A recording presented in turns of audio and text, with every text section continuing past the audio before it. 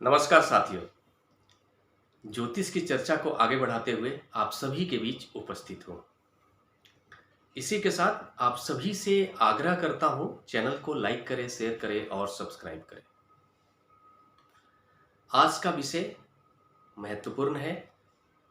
आज का विषय है कि अगर लग्नेश, जिसको हम लोग व्यक्तित्व कहते हैं, व्यक्तित्व और मन के बीच विरोध की स्थिति पैदा हो जाए, विरोध आपस में एक दूसरे के विरोधी हो जाए, तो उस कंडीशंस में जातक के जीवन में क्या प्रभाव होता है और वो किस तरह की नकारात्मक परिस्थितियों से गुजरता है, या फिर यह परिस्थिति कब बनती है जब व्यक्तित्व और मन जातक के एक दूसरे के विरोधी हो जाते हैं।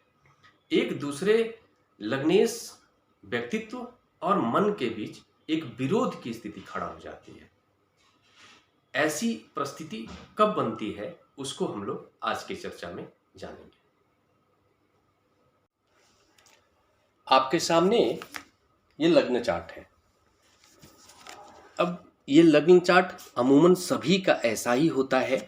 12 खाने होते हैं और हर खाने के अंदर 1 से लेकर के 12 नंबर के बीच कोई ना कोई एक नंबर लिखा होता है।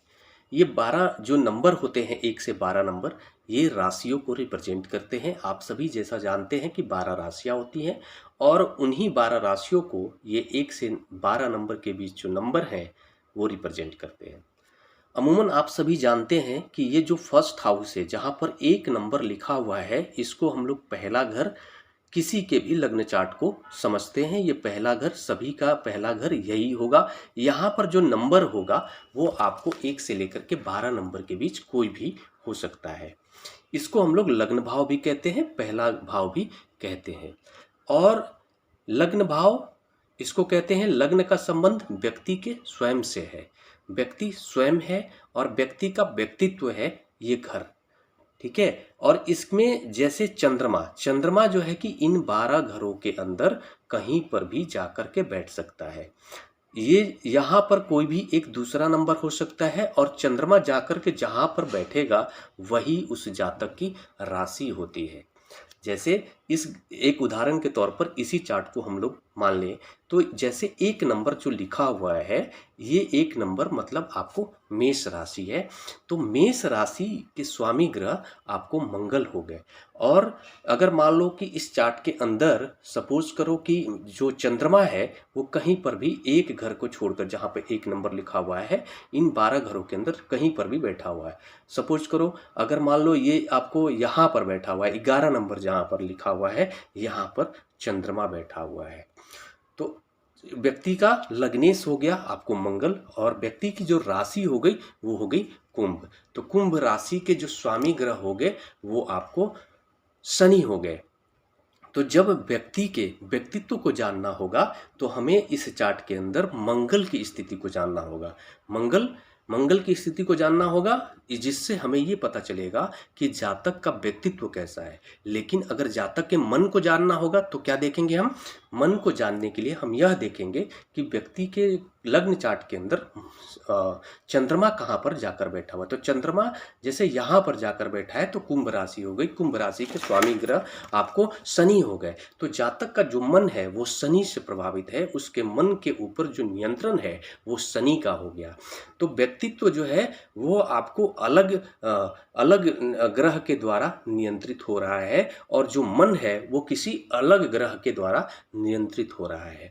तो आज मैं आपको एक ऐसी परिस्थिति के बारे में चर्चा करूंगा, जैसे पिछले हमने एपिसोड में आपको बताया भी था कि किस ग्रह के कौन से ग्रह मित्र होते हैं और किस ग्रह के कौन से ग्रह शत्रु होते हैं। जैसे उदाहरण के तौर पर मैंने आप सभी को बताया था कि सिर्फ एक की चर्चा करूंगा, बाकी सारे की चर्चा नहीं की जा सकती है, ये थोड़ा लंबा चला जाएगा एपिसोड।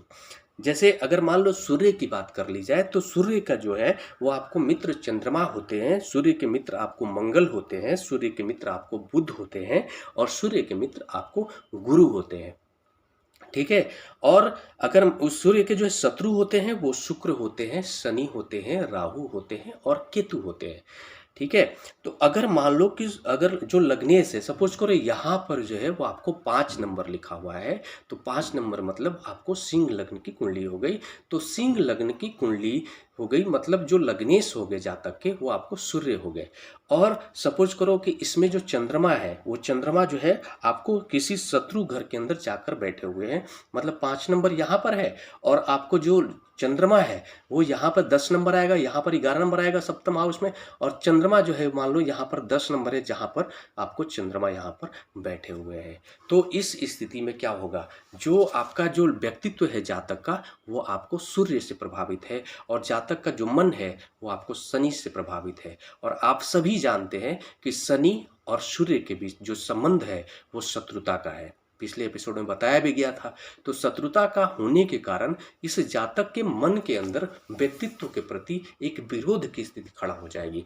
वह जातक जो है कि कंफ्यूजिंग कंडीशन में चला जाएगा। वह जातक जल्दी से किसी भी चीज़ का फैसला लेने में बहुत ही उसको मुश्किलों का सामना करना पड़ेगा। वो सोच ही तय कर पाना उसके लिए बहुत ही मुश्किल हो जाएगा कि जिस काम को मैं करने जा रहा हूँ यह करना चाहिए या नहीं करना चाहिए।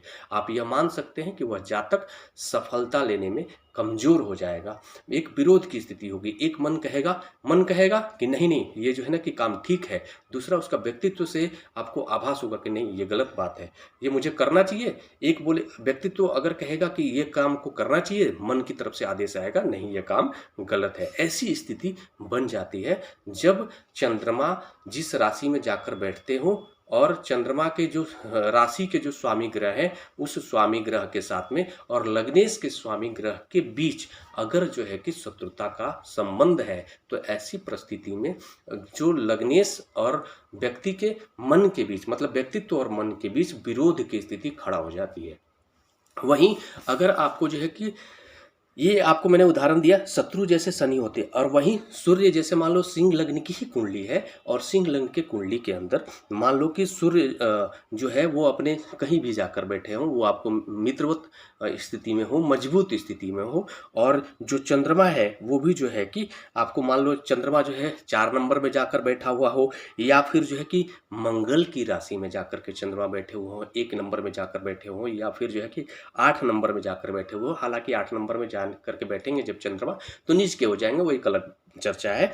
लेकिन अगर चंद्रमा जैसे मान लो मीन राशि में मतलब चंद्रमा जाकर के 12 नंबर में बैठे हो, 12 नंबर जहां लिखा हुआ हो या फिर 9 नंबर जहां लिखा हुआ वहां पर जाकर के आप बैठे हुए हो, तो ऐसी कंडीशंस में व्यक्ति के जो व्यक्तित्व है, व्यक्तित्व क्या है सूर्य मतलब आपको जो जातक का जो लग्नेश के स्वामी ग्रह हो गए वो आपको सूर्य हो गए।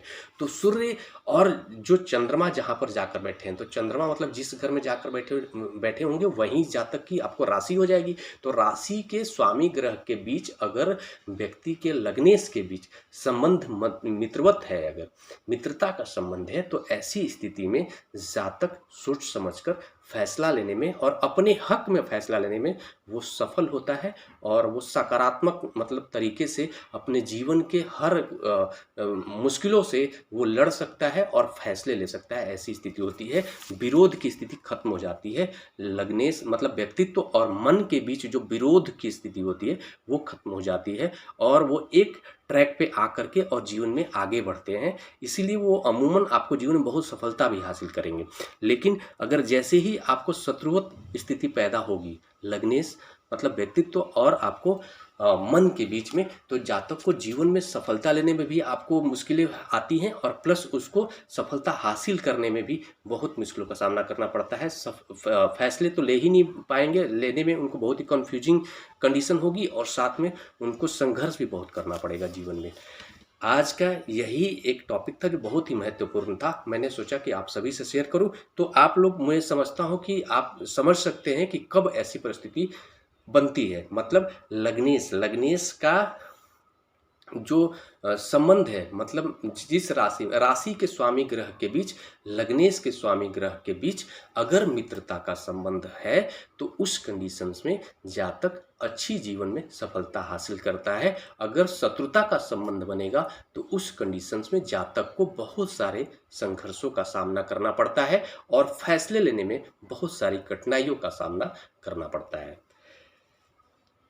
इसी के साथ नमस्कार। अगले विषय पर चर्चा करने के लिए आप सभी के बीच उपस्थित होऊंगा। तब तक के लिए मेरा नमस्कार।